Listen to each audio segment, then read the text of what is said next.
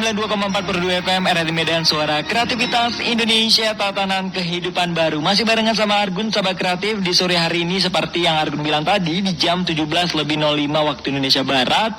Argun siarannya nggak sendirian, sahabat kreatif, karena seperti biasa weekend hari ini kita bakalan dengerin Religious Time Kristen, sahabat kreatif. Nah, hari ini ada Pendeta Heri Ransi yang bakalan ngebawakan Religious Time Kristen, sahabat kreatif, dengan tema kasih yang mengubahkan 1 Timotius edisi Minggu 29 Agustus 2021. Oke, aku udah terhubung langsung nih bersama dengan Pendeta Heri Ransi lewat via PON Pro 2, sahabat kreatif. Langsung aja kita sapa. Halo, selamat sore Bapak Pendeta Heri Ransi. Ya, selamat sore Mas Argun, selamat sore untuk semua pendengar radio RRI Pro 2 Medan dimanapun berada. Apa kabar Bapak Heri Ransi hari ini? Ya, baik, sangat baik. Baik Mas ya. Argun. Oke, baik sahabat kreatif dan juga yang lain yang pengen gabung ikutan nanti di acara Religious Time Kristen, kamu bisa kirimin pertanyaan kamu lewat WhatsApp 0811 615924 atau lewat Instagram kita @rripro2 Medan. Jangan lupa formatnya nama kamu, lokasi kamu di mana, baru pertanyaan kamu terkait dengan Religious Time Kristen dengan tema kasih yang mengubahkan 1 Timotius. Oke, baik Bapak Pendeta Heri Ransi, langsung aja untuk ngebawakan Religious Time Mimbar Kristen sampai dengan jam 18.00 waktu Indonesia Barat.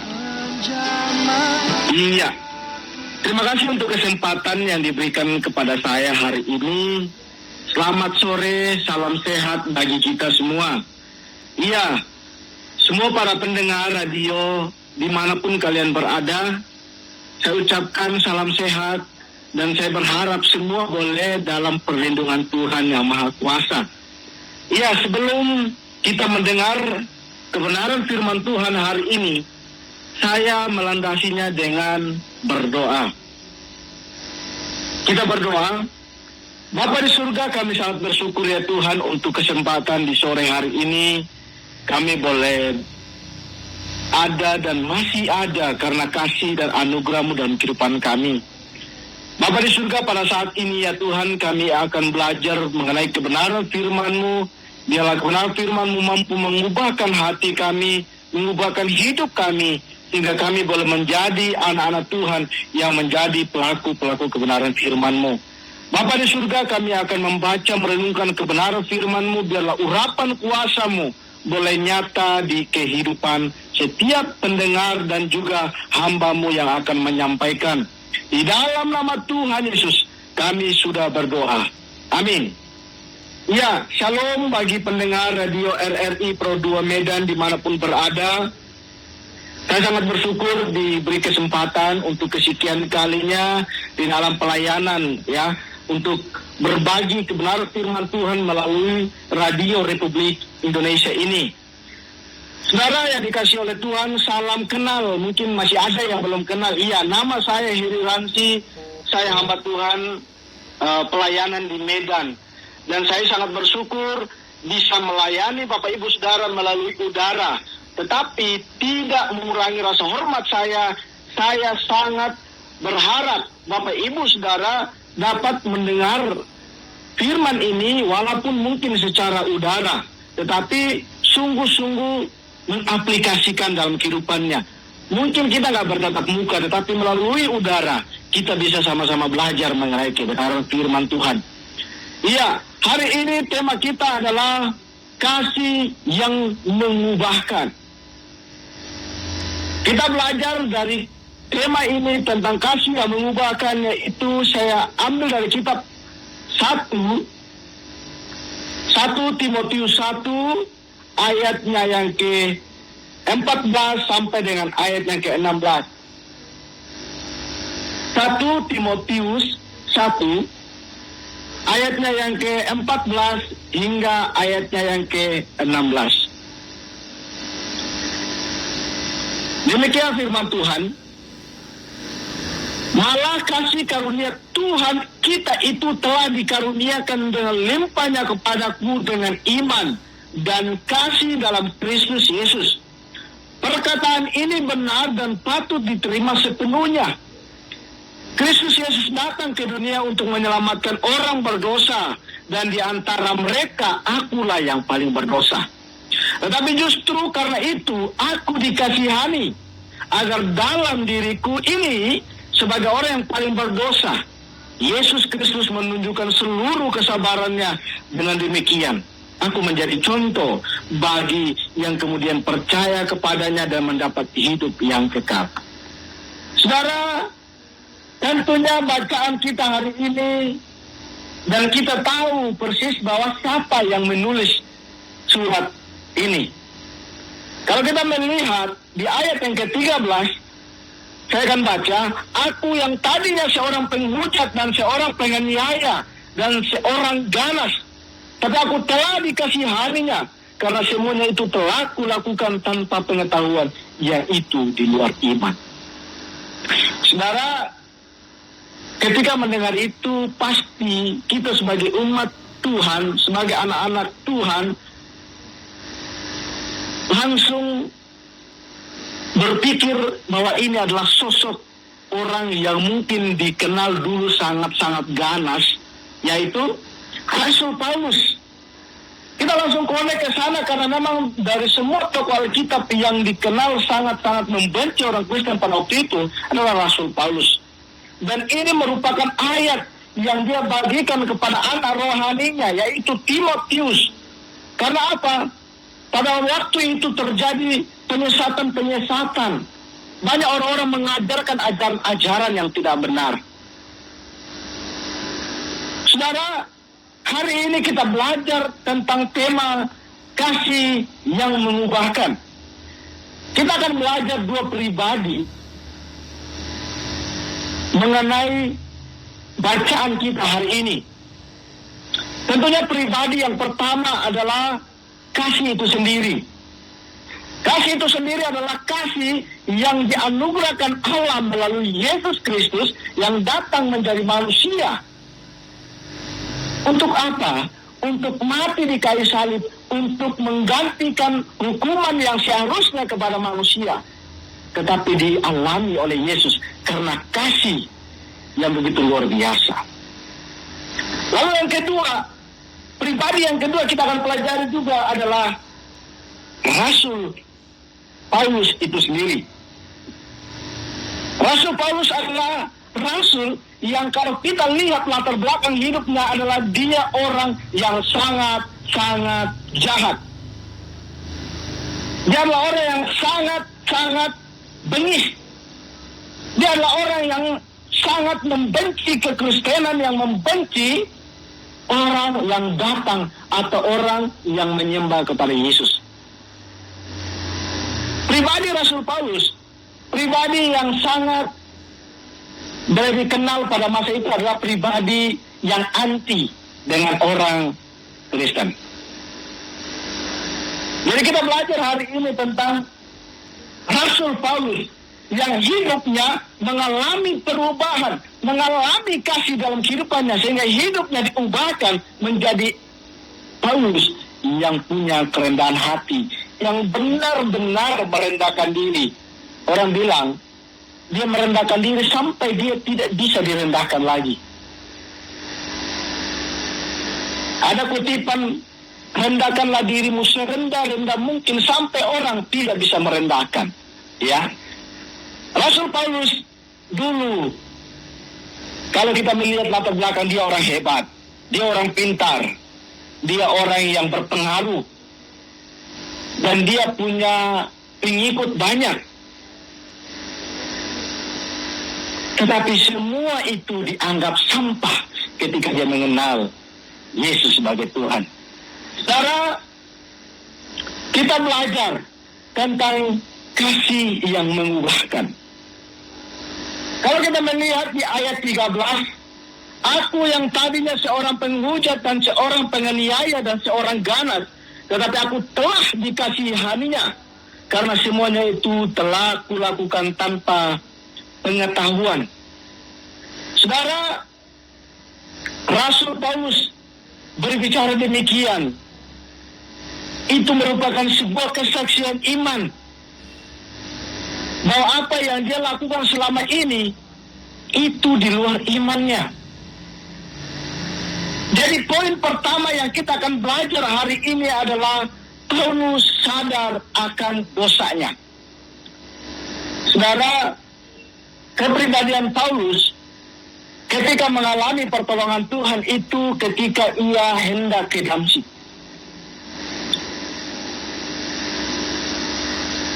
Ia rencana ingin melakukan sebuah tugas, ya, tugas yang boleh dikatakan tugas yang jahat atau membunuh orang-orang yang mengaku pengikut Yesus. Tetapi saudara, di sana ketika ia di dalam perjalanan, dia malah ditangkap oleh Yesus sendiri. Saudara yang dikasih oleh Tuhan, kalau kita belajar di ayat yang ke-13 tadi, aku yang tadinya seorang penghujat dan seorang penganiaya dan seorang ganas. Ini berbicara bahwa dia mengaku dirinya bahwa dia adalah orang yang melakukan ini. Di dalam kekristenan, ketika orang mau bertobat, yang dia lakukan yang pertama adalah dia harus mengaku dengan mulutnya atas setiap dosa yang dia perbuat, lalu mengaku dengan mulutnya mengenai Yesus yang adalah Tuhan dan Juru Selamat. Saudara yang dikasihi oleh Tuhan, ketika saya membaca ayat 13 sampai dengan ayat yang ke-16 ini, sungguh kesaksian Rasul Paulus yang sangat luar biasa. Ini adalah ucapan syukur akan apa yang dia peroleh. Ucapan syukur atas kasih yang telah dikaruniakan Allah di dalam Yesus Kristus yang dia peroleh. Saudara, Paulus sadar akan dosanya, sadar akan masa lalu yang kelam, sadar akan hidupnya yang tidak benar. Tetapi aku telah dikasihaninya karena semuanya itu telah kulakukan tanpa sepengetahuan di luar iman. Saudara, ini merupakan perubahan yang pertama. Bahwa ketika kasih dianugerahkan bagi dia sadar bahwa apa yang selama ini Rasul Paulus lakukan itu di luar dari kesadarannya, di luar dari imannya. Kenapa? Saudara, ada banyak orang-orang yang bertindak di luar dari kendali imannya, dan dia berpikir bahwa dia melakukan sesuatu hal yang benar. Yang dilakukan oleh Rasul Paulus pada waktu belum bertobat adalah membunuh, memamerkan kekuatan. Dan dia adalah orang yang hebat. Saudara, dia lakukan itu semua di luar dari sepengetahuan iman dia. Tetapi ketika hidup di dalam Tuhan, tidak seperti itu. Karena apa? Hidup di dalam Tuhan, tidak mungkin lagi kita diizinkan membunuh. Tidak lagi kita diizinkan untuk berzina. Kita tidak diizinkan lagi untuk mencuri, merampok, dan segala dosa-dosa yang lain. Tidak diizinkan. Tidak diizinkan untuk kita selingkuh, mengambil istri orang, atau selingkuh dengan istri orang, dan lain sebagainya.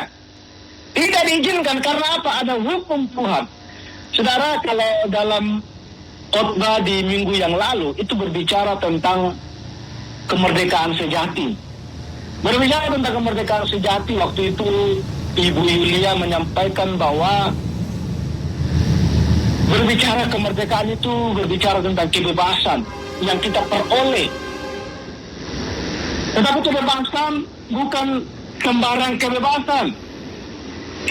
Bukan sembarang kebebasan yang kita suka-suka. Bukan kebebasan yang kita lakukan itu.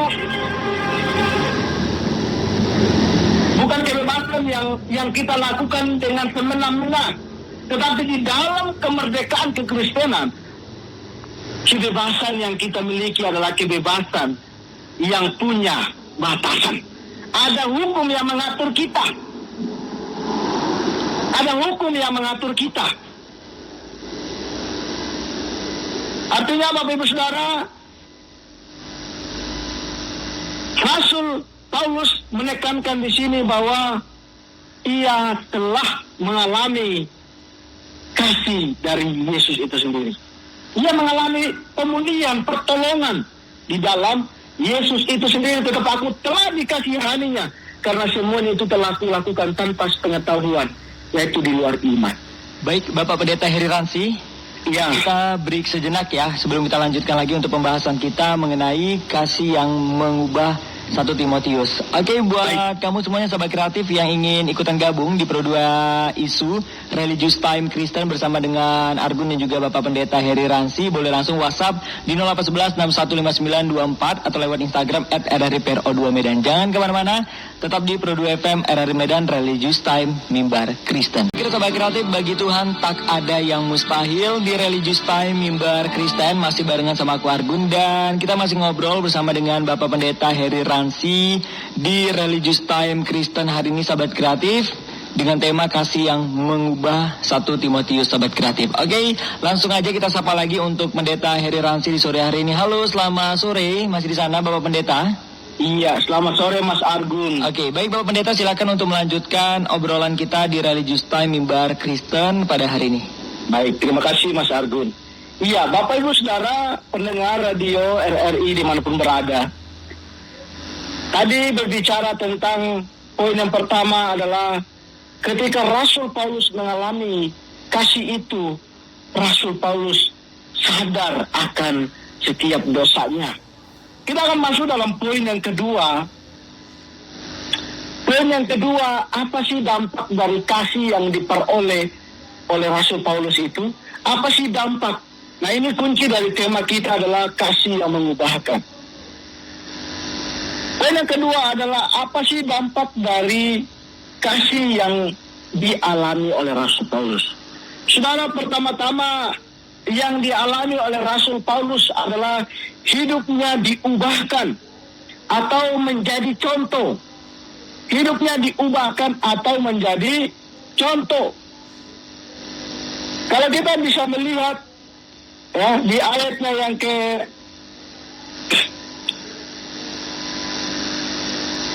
di ayat yang ke-13 sampai dengan ayat yang ke-16 ini berbicara tentang Rasul Paulus yang mengalami kasih yang dikaruniakan Tuhan yang berlimpah kepadanya. Dan di situ perkataan ini benar di ayat 15 ya. Perkataan ini benar dan patut diterima sepenuhnya. Kristus Yesus datang ke dunia untuk menyelamatkan orang berdosa, dan di antara mereka akulah yang paling berdosa. Tetapi justru karena itu aku dikasihani agar di dalam diriku ini sebagai orang yang paling berdosa, Yesus Kristus menunjukkan seluruh kesabarannya. Dengan demikian, aku menjadi contoh bagi mereka yang kemudian percaya kepadanya dan mendapat hidup yang kekal. Saudara, dampak dari kasih yang dialami oleh Rasul Paulus, hidupnya diubahkan. Dia menjadi contoh yang baik, menjadi contoh dan teladan. Di dalam bacaan kita ini kan ditujukan kepada Timotius, anak rohaninya. Dia menunjukkan hidupnya dia sebagai pribadi yang telah diubahkan di dalam Yesus Kristus dan menjadi contoh yang baik bagi Timotius, anak rohaninya. Saudara yang dikasih oleh Tuhan,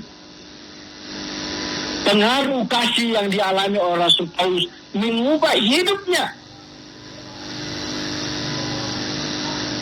Apa yang dia yakini dalam dirinya, apa yang dia hidupi di dalam dia, bukan dirinya lagi, tetapi Kristus yang ada di dalam dirinya. Hidupnya diubahkan. Mungkin dia dulu orang yang merasa diri pintar, merasa diri hebat.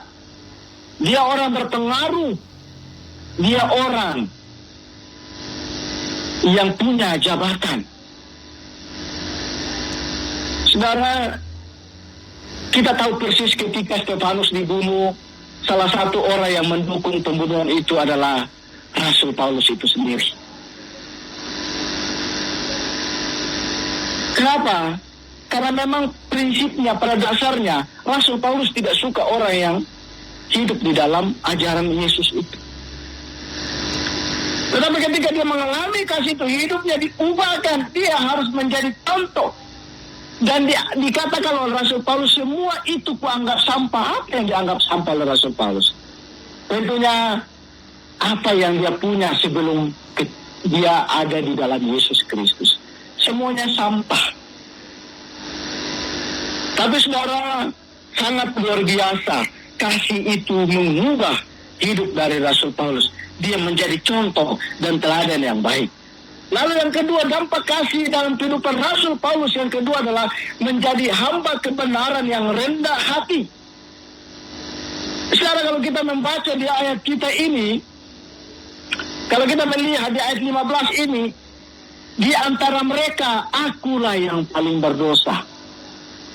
Saudara, ini merupakan sebuah pengakuan dari Rasul Paulus bahwa seberdosa-dosanya manusia, aku lebih berdosa. Tetapi aku yang lebih berdosa dari mereka, Yesus mengasihi aku. Aku yang sejahat-jahat ini, Yesus mengangkat aku, menolong aku, membawa aku ke jalan yang benar. Dia mengalami itu, mengalami kasih yang mengubah hidupnya. Dia mengalami kasih yang membuat dia menjadi hamba kebenaran yang rendah hati. Dia dulu hamba orang-orang Romawi. Dia adalah hamba orang-orang yang menyuruh dia membunuh orang-orang Kristen. Tetapi ketika dia mengalami kasih itu, dia menjadi hamba kebenaran. Menjadi hamba yang rendah hati. Menjadi hamba yang punya kasih. Tadi yang dia dikuasai oleh dosa, dikuasai oleh benci, dendam. Dia dikuasai dengan iri hati, dengki, serakah. Tetapi ketika dia mengalami kasih itu, dia tidak lagi menjadi hamba dosa. Ketika dia mengalami Yesus, dia tidak lagi menjadi hamba iblis. Ketika dia mengalami Yesus, dia tidak lagi menjadi hamba maut. Saudara, kematian Yesus Kristus di kayu salib mengalahkan 3 hal besar ini. Yaitu pertama, dia mengalahkan dosa. Yang kedua, dia mengalahkan maut. Maut berbicara tentang kematian kekal. Ketika Yesus bangkit, disitulah dia menunjukkan bahwa dia berkuasa atas kematian. Ketika Yesus mengalahkan itu, yang ketiga, dia mengalahkan iblis. Saudara, bersyukur hidup kita ketika berada dalam Yesus, kita adalah orang-orang yang merdeka.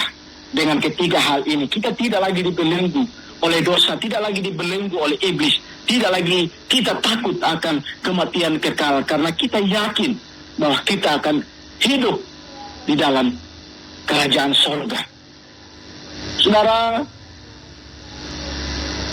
Rasul Paulus ketika mengalami kasih, dampaknya itu membuat dia menjadi hamba kebenaran. Yang membuat dia menjadi hamba yang rendah hati. Yang ketiga adalah dampak kasih dalam kehidupan Rasul Paulus. Yang ketiga adalah Rasul Paulus rela mati demi memberitakan kebenaran Injil. Demi memberitakan Yesus. Saudara, kalau kita membaca di dalam Filipi 1 ayat 21, Rasul Paulus berkata demikian. Karena bagiku, hidup adalah Kristus dan mati adalah keuntungan. Itu pengakuan dari Rasul Paulus, di mana dia rela mati demi Injil. Karena bagiku hidup adalah Kristus, mati adalah keuntungan. Ya, hidup menghasilkan buah. Tapi kalau toh juga dipanggil Tuhan, toh juga dia dibunuh, nggak apa-apa, itu merupakan keuntungan karena memang mungkin sudah saatnya dia kembali kepada Tuhan karena dia sudah mendapatkan tempat di sana, sudah disiapkan tempat. Saudara, kalau kita belajar tentang sejarah daripada Rasul Paulus ini, ya, Rasul Paulus itu dia adalah salah satu rasul ya dari semua, memang ya dia adalah salah satu rasul juga yang mati syahid, mati martir. Dia meninggal.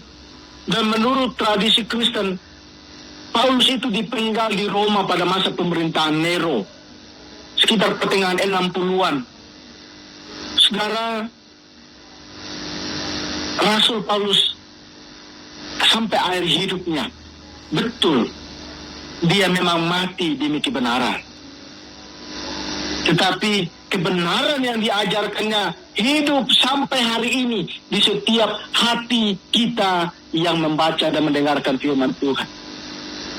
Saudara, kasih itu mengubah hidup dari seorang Rasul Paulus yang dulunya seorang penjahat, yang dulunya adalah seorang yang benar-benar tidak tahu kebenaran. Tapi ketika dia mengalami kasih itu, hidupnya total diubah. Hidupnya diubahkan. Dia menjadi hamba yang rendah hati. Dia yang dulunya orang tertinggi, sekarang dia menjadi orang yang terendah. Dia merendahkan diri serendah-rendahnya, supaya orang tidak rendahkan. Saudara, dampak dari kasih yang dialami oleh Rasul Paulus adalah hidup Paulus itu diubahkan. Kemudian dia menjadi contoh bagi rasul-rasul yang lain, anak-anak rohani yang lain. Kemudian menjadi hamba kebenaran yang rendah hati. Dia rela mati demi kebenaran Injil. Saudara yang dikasihi oleh Tuhan, kebenaran firman Tuhan hari ini mengajarkan kasih yang diberikan oleh Tuhan mampu mengubah manusia sejahat apapun. Ketika mengalami kasih itu akan diubahkan. Saudara yang dikasihi oleh Tuhan, nanti kita akan lanjut lagi. Kita akan break nanti. Setelah itu nanti kita akan masuk ke kesimpulan dan sekalian kita akan akhiri. Kalau ada pertanyaan bisa langsung ditanyakan juga. Setelah break nanti langsung kalau ada pertanyaan kita akan tanya jawab. Tetapi kalau nggak ada nanti kita akan masuk ke kesimpulan penutup dan kemudian kita akan berdoa. Baik. Dan yakinlah Bapak Ibu Saudara, hidupmu akan diubahkan ketika kamu hidup di dalam kasih itu. Iya, Mas Argun. Baik, Bapak Pendeta Heri Ransi, terima kasih banyak. Oke, sahabat kreatif, kita bakalan break lagi biar makin asik lagi untuk Religious Time Kristen sambil dengerin lagu rohani. Kamu bisa langsung, sahabat kreatif yang pengen bertanya, langsung join aja di 0618463132 atau dari Instagram @rripro2 Medan. Entar Bapak Pendeta Heri Ransi dan juga Argun bakalan balik lagi. Jangan kemana-mana, stay tune terus di Pro 2 FM RRI Medan, Suara Kreativitas Indonesia, Tatanan Kehidupan Baru. Baik, sahabat kreatif di 92,4 Pro 2 FM dari Medan, Suara Kreativitas Religious Time Mimbar Kristen. Masih barengan sama Pendeta Heri Ransi dan juga aku Argus, sahabat kreatif. Langsung aja kita sapa untuk Pendeta Heri Ransi kembali. Halo, selamat sore Pendeta Heri. Iya, selamat sore Mas Argun. Baik, silakan untuk dilanjutkan topik kita mengenai kasih yang mengubah 1 Timotius. Silakan Bapak Pendeta Heri Ransi. Iya, itu belum ada pertanyaan Mas Argun ya? Belum ada, Bapak Pendeta. Iya, baik. Iya, saudara yang dikasih oleh Tuhan, kita akan masuk di dalam penutup atau kesimpulan dari bacaan kita hari ini. Saudara, kasih yang mengubah Rasul Paulus, yang membuat hidup Rasul Paulus yang mungkin dulu seorang penjahat, tetapi kemudian berbalik menjadi hamba kebenaran, hamba yang tidak mengenal kejahatan lagi. Kasih yang mengubah Rasul Paulus yang mungkin dulu merupakan orang yang sombong, angkuh, tinggi hati. Tapi ketika dia mengalami kasih itu, dia menjadi pribadi yang rendah hati, merendahkan dirinya. Saudara, kasih yang sama mampu mengubah hidup kita. Tapi saudara, mungkin dari setiap kita ada yang berpikir bahwa Tuhan, saya sudah berusaha mengubah hidup saya. Saya sudah berusaha meninggalkan cara hidup yang lama, tapi susah setengah mati. Saudara, itu secara manusia betul, banyak sekali dialami. Dan saya secara pribadi ketika belum mengalami Tuhan di dalam kehidupan, saya adalah pribadi orang yang susah berubah. Ketika saya belum mengalami Tuhan dalam kehidupan saya suka melakukan suka-suka saya.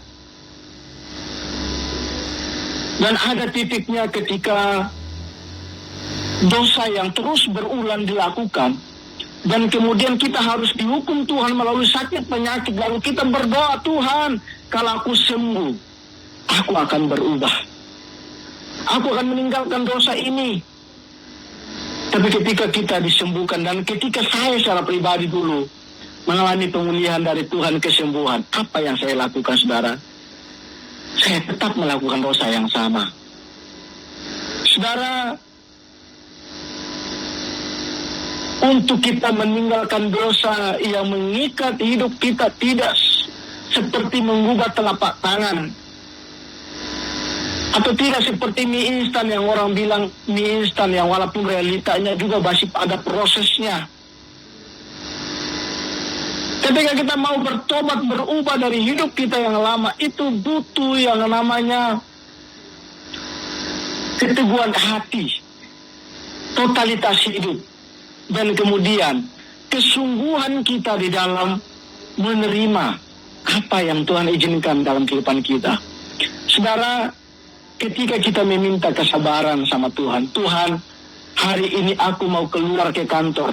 Hari ini aku mau ke kantor melakukan tugas dan tanggung jawabku.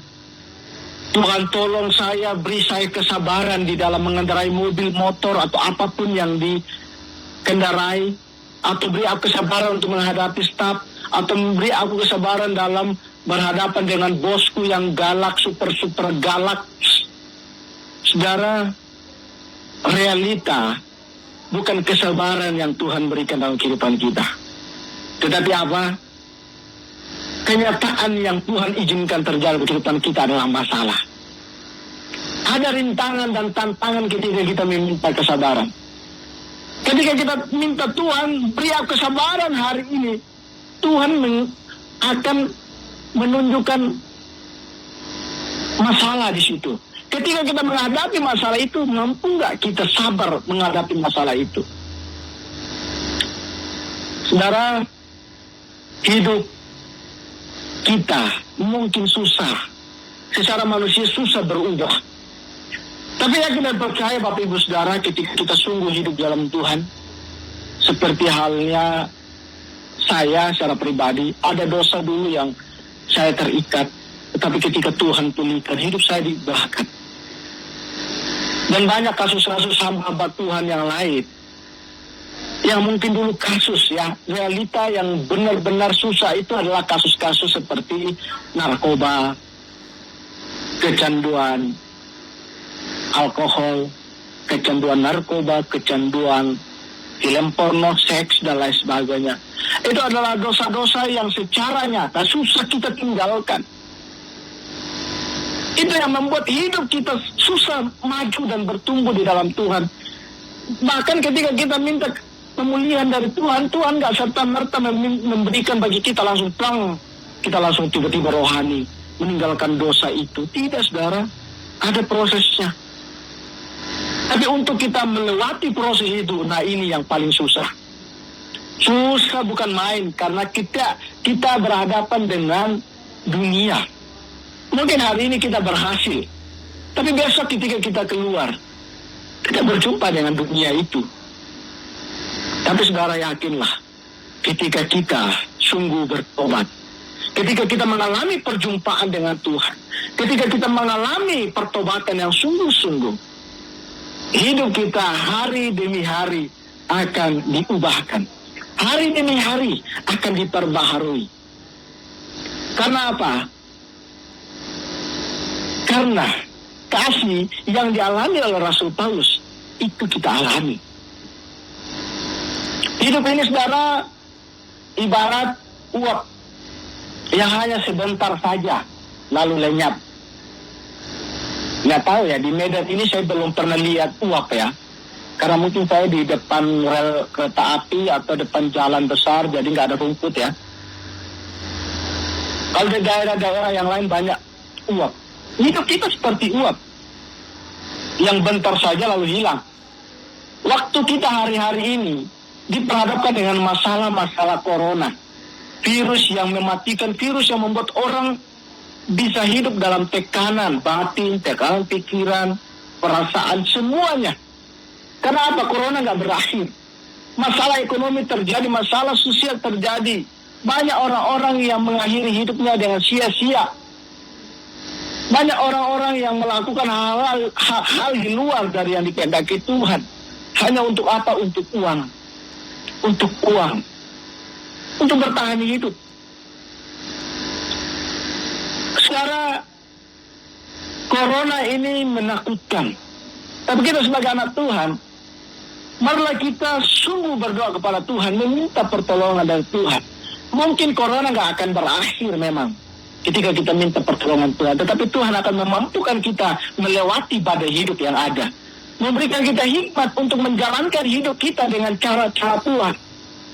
Bukan dengan cara yang yang tidak halal, tidak benar, yang membuat kita menghasilkan uang. Mungkin ada cara-cara lain, cara menghasilkan uang. Walaupun kita dipadamkan dengan masalah ekonomi misalnya. Saudara, corona banyak membunuh orang-orang akhir-akhir ini.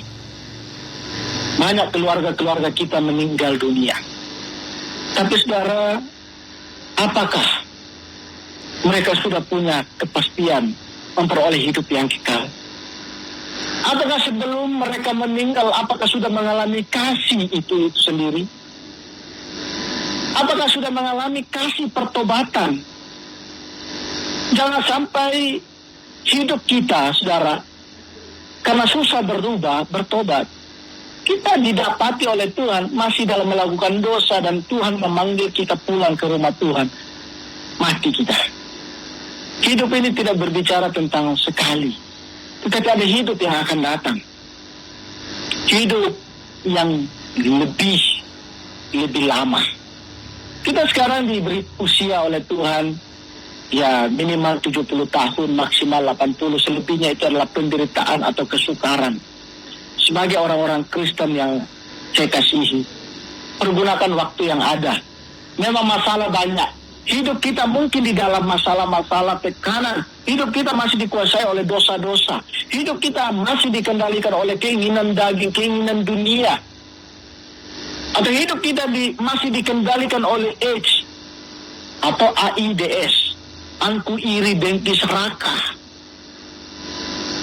Ketika kita masih dikuasai oleh itu, bertobat saudara. Karena apa? Kita tidak tahu kapan waktu kita akan berangkat. Karena apa? Orang yang baru bicara hari ini, tiba-tiba dalam beberapa hari, sudah dipanggil pulang oleh Tuhan yang Maha Kuasa. Hanya tinggal nama. Baru kemarin orang itu bicara, tapi kok udah pergi. Saudara, kita nggak tahu kapan giliran kita. Oleh karena itu, saya berharap saudara melalui kebenaran firman ini dapat membuat kita mengerti bahwa Rasul Paulus yang hidupnya benar-benar jahat, bengis, penganiaya, mampu diubahkan oleh Tuhan. Ketika dia mengalami perjumpaan dengan Tuhan. Yakinlah Bapak Ibu Saudara, kita pun mampu mengalami kasih itu. Hidup yang diubahkan, hidup yang akan diubahkan di dalam kasih itu sendiri. Saudara, biarlah kebenaran firman Tuhan hari ini membuat kita hidup melakukan apa yang Tuhan kehendaki. Kalau kita masih hidup dalam dosa, bertobat dan terus meminta pengampunan dari Tuhan, supaya kita mengalami pemulihan, mengalami lawatan dan pertolongan Tuhan. Kiranya kebenaran firman Tuhan ini membuat hidup kita diperbaharui hari demi hari. Iya, kita akan mengakhiri di dalam doa. Bapa di surga, kami sangat bersyukur ya Tuhan untuk sore hari ini.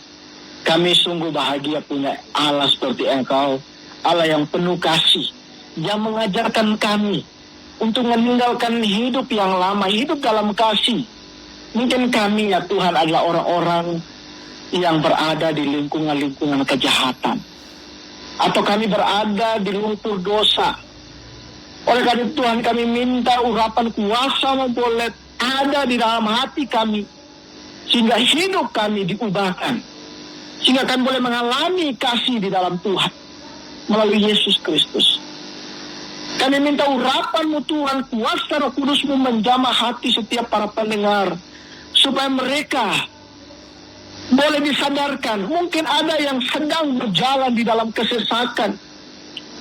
Mungkin ada yang berjalan di dalam lembah yang kelam tanpa mengetahui itu jalannya hancur. Mungkin ada yang melangkah di dalam jalan yang tandus, hidup dalam dosa. Oleh karena itu Tuhan sadarkan, hidup ini singkat. Kami minta Tuhan kuasa Roh Kudus-Mu boleh mengubah setiap kami manusia-manusia yang mungkin susah diubah dengan kekuatan kami sendiri. Bapa di surga, kami minta campur tangan-Mu dalam kehidupan kami. Engkau mampukan setiap para pendengar dimanapun mereka berada. Engkau memberkati segala pekerjaan usaha mereka. Engkau memberkati apa yang menjadi pekerjaan mereka. Engkau memberkati keluarga mereka. Terlebih khusus Tuhan, Engkau jauhkan mereka dari virus corona yang berbahaya ini ya Tuhan. Bapa di surga, kami menyerahkan ya Tuhan. Engkau memberkati orang-orang yang sedang berjalan di dalam kebenaran, yang terus hidup dalam kebenaran. Engkau terus menopang hidup mereka. Tapi mereka yang mungkin jalan di jalan sesat, Tuhan, ubahkan langkah mereka supaya kembali kepada jalan-Mu yang benar. Hidup di dalam kasih, mengasihi sesama manusia, mengasihi Tuhan seperti Tuhan mengasihi kami. Bapa di surga, kami juga berdoa ya Tuhan untuk Radio Republik Indonesia Pro 2 Medan ini. Tuhan terus memberkati. Engkau memberkati juga setiap para pendengar yang setia dengan radio. Tuhan memberkati mereka. Dan kami berdoa ya Tuhan, Engkau juga memberkati Mas Argun yang memimpin acara ini. Tuhan berikan kesehatan, Engkau memberkati pekerjaan usahanya, dan Tuhan memberkati keluarganya. Apapun yang direncanakan Tuhan buat berhasil. Bapa di surga, kami menyerahkan hidup kami, dan kami berdoa untuk setiap para pendengar, hidup mereka ada di dalam perlindungan-Mu. Di dalam nama Tuhan Yesus, kami sudah berdoa. Haleluya. Amin. Ya, terima kasih Mas Argun. Baik, Bapak Pendeta Heri Ransi, terima kasih kembali karena sudah menyempatkan waktu untuk hadir di Pro 2 FM RRI Medan dan mengisi Religious Time Kristen pada hari ini. Bapak, sehat terus ya Bapak Pendeta. Amin, amin. Terima kasih Mas. Oke, nanti next minggu depan mudah-mudahan kita bisa ketemu lagi ya Bapak Pendeta. Iya, siap. Oke. Tetap salam sehat juga buat Mas Argun. Salam pamit buat kita semua. Oke, baik Bapak Pendeta, selamat sore dan sampai jumpa. Iya, sampai jumpa. Oke Sahabat Kreatif, ada Bapak Pendeta Heri Ransi yang udah gabung di Religious Time Kristen hari ini. Dan kita udah ngobrol seputar tentang kasih yang mengubah 1 Timotius, Sahabat Kreatif. No, buat kamu, aku sekalian pamit aja Sahabat Kreatif karena emang udah habis waktunya buat aku nemenin kamu. Karena nanti malam kamu bakalan ditemenin sama rekan aku, ada Mutia Kansa, Sahabat Kreatif, di Pro 2 Populer. Terima kasih banyak buat hari ini, salam sehat, salam semangat, dan jangan lupa buat kamu untuk tetap jaga kesehatan. Di malam Senin ini Sahabat Kreatif, besok mulai Senin udah beraktivitas kembali, jadi pastikan hari ini harus istirahat. Oke, Argun pamit. Wassalamualaikum warahmatullahi wabarakatuh, dan jangan lupa Sahabat Kreatif untuk selalu jadikan generasi muda sebagai headline. Bye-bye. Ya, kita akan belajar dari kebenaran firman Tuhan. Mari kita buka Alkitab kita dari Yohanes pasal 12. Yohanes pasal 12 ayat 1 sampai dengan ayat yang ke-8. Kalau sudah menemukannya, kita akan membaca secara silih berganti. Saya ayatnya yang ganjil dan Bapak Ibu ya ayatnya yang genap. Di bawah perikop Yesus diurapi di Betania. Ayat 1. 6 hari sebelum Paskah, Yesus datang ke Betania, tempat tinggal Lazarus yang dibangkitkan Yesus dari antara orang mati. Di situ diadakan perjamuan untuk dia dan Marta melayani. Sedang salah seorang itu makan dengan Yesus adalah Lazarus. Ayat 3. Maka Maria mengambil setengah kaki minyak narwastu murni yang mahal harganya, lalu meminyaki kaki Yesus dan menyekanya dengan rambutnya, dan bau minyak semerbak di seluruh rumah itu.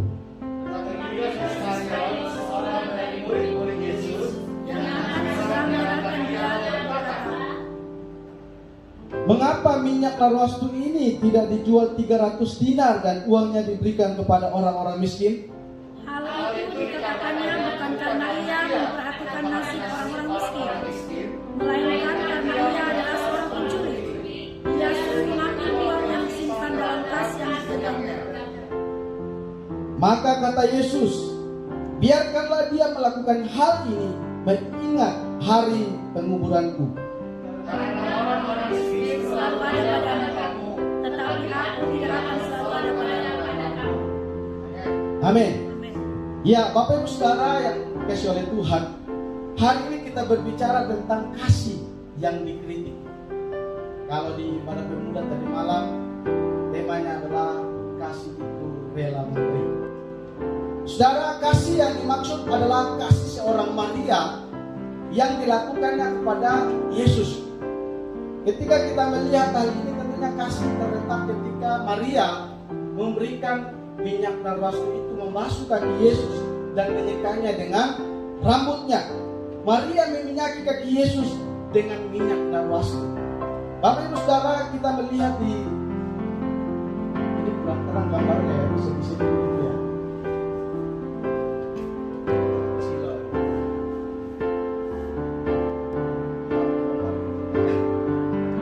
Ya, seperti ini.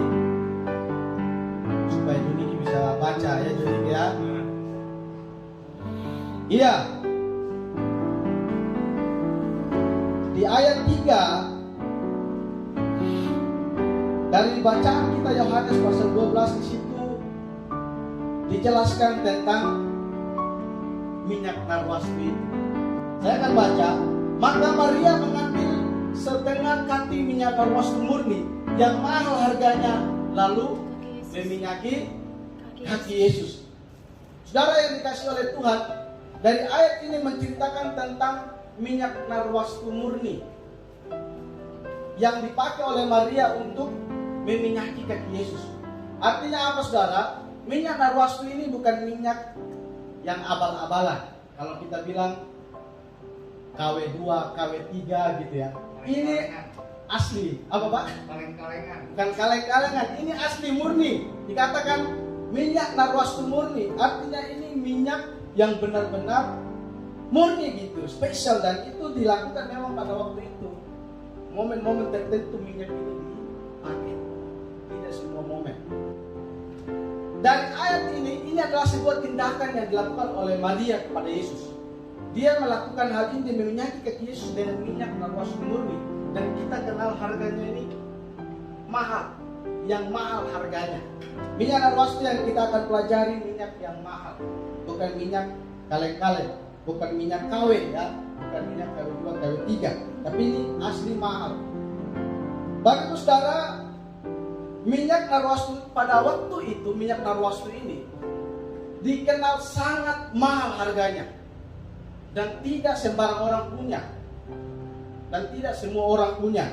Ya, ada kutipan dari seorang penulis,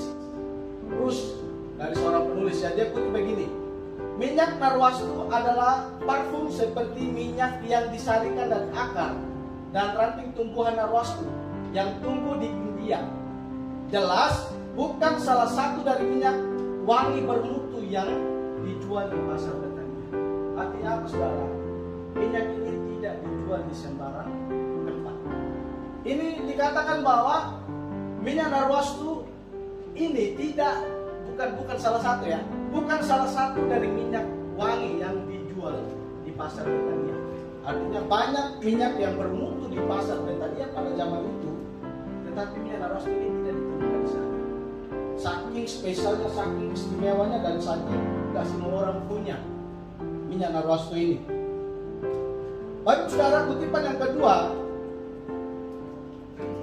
menurut Wycliffe, minyak narwastu merupakan minyak yang berasal dari sebuah tanaman yang tumbuh di India Utara. Harganya sangat mahal dan harus diimpor. Artinya apa saudara? Minyak yang dipakai oleh Maria ini minyak yang tidak mudah ditemukan, harus diimpor. Dan asalnya ini hanya di India Utara. Artinya tidak bisa ditemukan di Sumba. Tidak ada di Sumba barang ini. Kita nama lihat kira-kira seperti inilah gambar minyak narwastu ini. Ini gambar dari botol dan minyak narwastu. Bapak Ibu Saudara, seberapa mahal sih minyak narwastu ini? Seberapa mahal dari yang dikatakan oleh kitab Yohanes pada hari ini? Itu di ayat 5, ayat 4 dan 5 berkata begini: tetapi Yudas Iskariot, seorang dari murid-murid Yesus yang akan segera menyerahkan dia, berkata, mengapa minyak narwastu itu tidak dijual 300 dinar dan uangnya diberikan kepada orang miskin?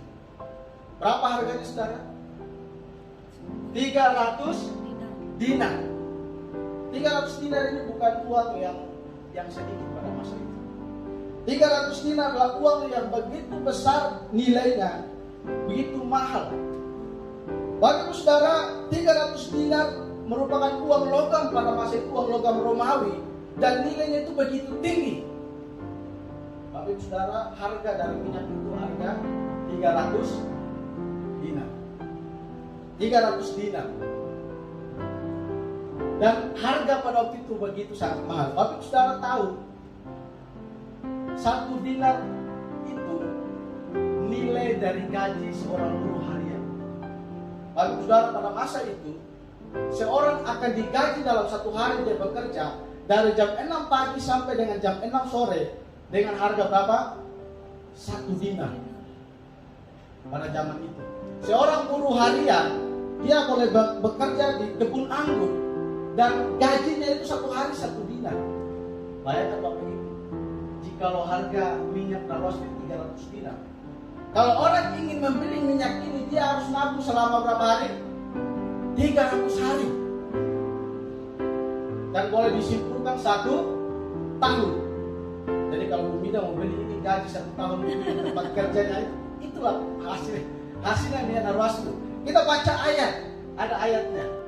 Ya, Matius 20 ayat 1 sampai 2. Adapun hal kerajaan surga sama seperti seorang tuan rumah yang pagi-pagi benar keluar mencari pekerja-pekerja untuk kebun anggurnya. Setelah ia sepakat dengan pekerja-pekerja itu mengenai upah sedinar sehari, ia menyuruh mereka ke kebun anggurnya. Berapa sehari? Sedinar sehari. Di dalam Matius 20 ayat 1 sampai 2. Artinya Bapak Ibu Saudara, seorang upahan pada masa itu untuk mendapat 1 dinar, dia harus bekerja 1 hari itu dari jam 6 pagi sampai jam 6 sore. Bapak Ibu Saudara, bayangkan harga Narwaswi. Minyak Narwaswi yang dipakai memang di sini harganya luar biasa sangat mahal. Gaji kita dalam 1 tahun atau gaji seorang buruh harian ini. Makanya minyak Narwaswi itu tidak semua orang punya, tidak sembarang orang miliki karena begitu mahal harganya pada masa itu. Dan minyak Narwaswi itu hanya dibuka, itu boleh dikatakan dibuka tutupnya atau dipakai pada momen-momen tertentu atau hari raya tertentu atau ada acara-acara spesial tertentu. Seperti halnya di dalam kehidupan kita. Ketika kita punya barang istimewa, barang spesial, itu nggak sembarang kita pakai, betul ya? Betul? Tidak sembarang kita pakai. Contohnya saya tahu Kasuri ya. Saya kenal Kasuri punya parfum itu parfum yang mahal, parfum pramugari gitu ya. Parfumnya orang Garuda. Setiap hari Kasuri nggak pakai itu barang. Mungkin sebulan sekali ada kali ya. Nggak sembarang pakai saking mahalnya. Sama dengan pribadi kita, mungkin kita punya barang yang harganya 1 juta. Itu tidak mungkin kita pakai setiap hari itu barang. Atau setiap minggu kita pakai. Karena apa? Kita jaga jangan sampai rusak. Sama dengan minyak Narwaswi ini saudara, tidak semua ini dipakai acara. Hanya acara-acara tertentu dan momen-momen spesial tertentu baru minyak Narwaswi ini dipakai. Sangat menarik bahwa minyak yang begitu mahal ini ketika Maria memakaikan bagi Yesus langsung dikritik sama Yudas Iskariot. Kritiknya nggak tanggung-tanggung pula ya. Dicatat itu sudah niatnya jahat. Dia kritik bukan niatnya baik, tapi dia kritik niatnya ada U di balik B. Bagi saudara, mengapa Yudas ini begitu lihat itu minyak, lihat itu barang langsung ngomong harganya 300 dinar. Ingat saudara, Yudas ini adalah seorang bukan pencuri, bendahara kas. Artinya dia ketika melihat barang itu, otaknya itu main. Nah, ini kalau dijual tak gitu ya. Artinya dia bisa menebak harga dari barang itu. Artinya dia orang lapangan. Ada 2 kemungkinan mengapa waktu itu ya, saya pelajari juga kemarin. Ada 2 kemungkinan kenapa Yudas ini jadi bendahara. Ada 2 kemungkinan. Pertama, memang Yesus yang memilih dia. Yesus memilih Yudas jadi bendahara karena memang Yudas punya keahlian di sini, punya kemampuan di sini. Yang kedua, Yudas Iskariot sendiri yang menyodorkan diri. Dan Tuhan pakai aku jadi bendahara, atau Yesus pakai aku punya kemampuan, sehingga Yesus memilih.